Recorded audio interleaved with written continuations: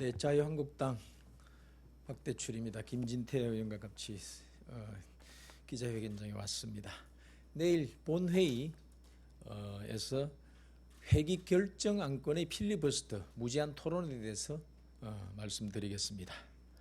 문희상 국회의장에게 내일 본회의에서 회기 결정 안건에 대해 무제한 토론, 즉 필리버스터를 보장할 것을 강력히 촉구합니다.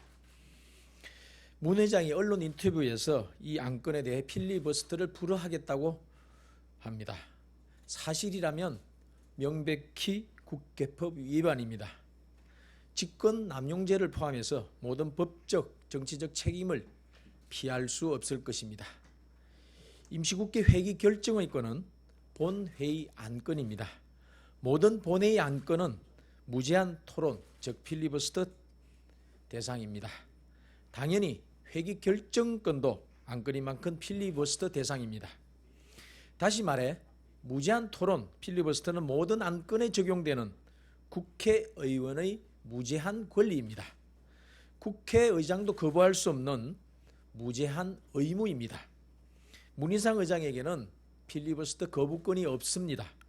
거부권은 국회법 어디에도 없습니다. 문 의장이 마음대로 할 수 있는 게 아닙니다. 문 의장은 지난 13일 본회의 일정을 여야간 합의했다라고 주장합니다. 그러나 합의가 아니라 협상 과정에서 오간 얘기일 뿐입니다. 협상 내용은 의원총회에서 추인되지 않았습니다. 백지화된 것입니다. 국회법상 어떠한 효력도 없습니다. 국회의장에게 제출된 무제한 토론 요청서는 공식 문서입니다. 국회법상 공식 절차인 만큼 공식 효력을 지닙니다.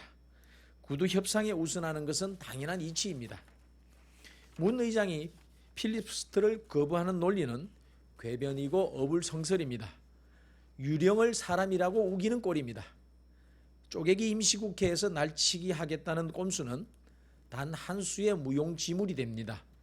임시의 첫 안건인 회기 결정의 건부터 무제한 토론을 실시하면 그뿐입니다. 국회법 제7조 2항에 국회의 회기는 집회 후 즉시 정하여야 된다고 명시되어 있습니다. 따라서 다른 안건이 회기 결정의 건에 우선할 수도 없습니다. 또 국회법 제106조 2항 1에는 의원이 본회의에 부의된 안건에 대하여 이 법의 다른 규정에도 불구하고 시간의 제한을 받지 않은 토론을 하려는 경우에는 제적의원 3분의 1 이상이 서명한 요구서를 의장에게 제출하여야 한다. 이 경우 의장은 해당 안건에 대하여 무제한 토론을 실시하여야 한다고 명시되어 있습니다. 필리버스터는 원칙적 허용이라는 점에서는 예외가 없습니다.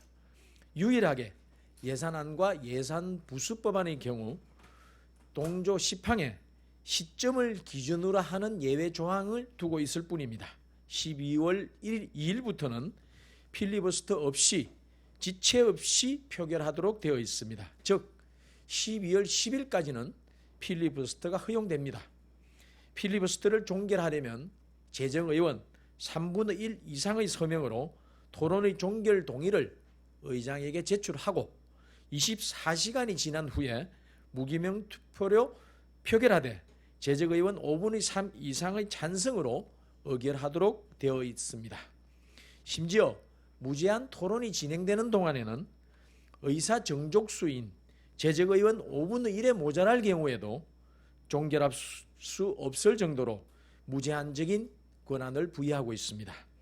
신청의원의 발언이 종료되지 않는 한 해당 회기가 끝나야만 무제한 토론도 종결됩니다. 물론 무제한 토론 안건은 다음 회기에서 지체 없이 표결해야 됩니다. 회기 결정권은 해당 임시회에만 적용됩니다. 다음 임시대회는 새로운 회기 결정권이 부의됩니다. 그때마다 필리버스터를 실시할 수 있는 것입니다.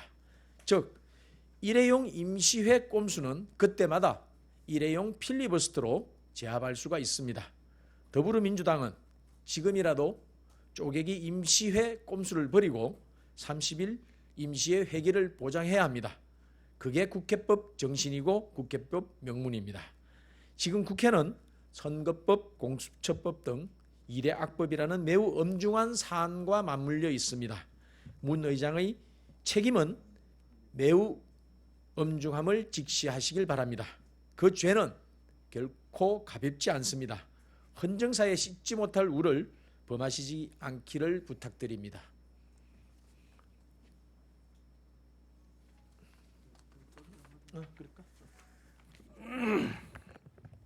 예, 김진태 의원입니다.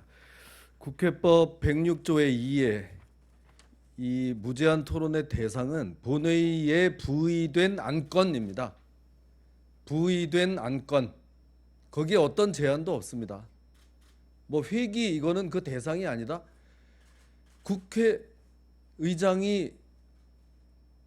법을 만드는 겁니다. 그거는 있을 수가 없는 겁니다. 예? 부의된 안건, 의사 일정에 번호가 매겨져서 1항, 2항 올라가 있으면 그게 바로 부의된 안건입니다.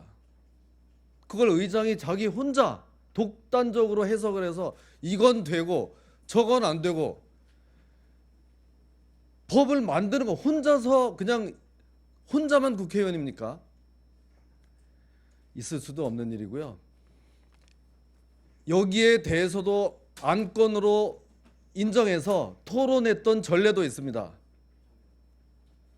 통진당 김미희 의원 그랬던 사례가 있습니다. 찾아보십시오. 앞으로 내일 만약에 이걸 무시하고 이런 경고를 무시하고 그대로 절차를 진행한다고 하면 그 이후의 절차는 완전 무효라는 것을 분명히 합니다. 국회법 위반, 직권남용에 대한 법적 책임을 져야 될 겁니다. 이상입니다. 나가세요.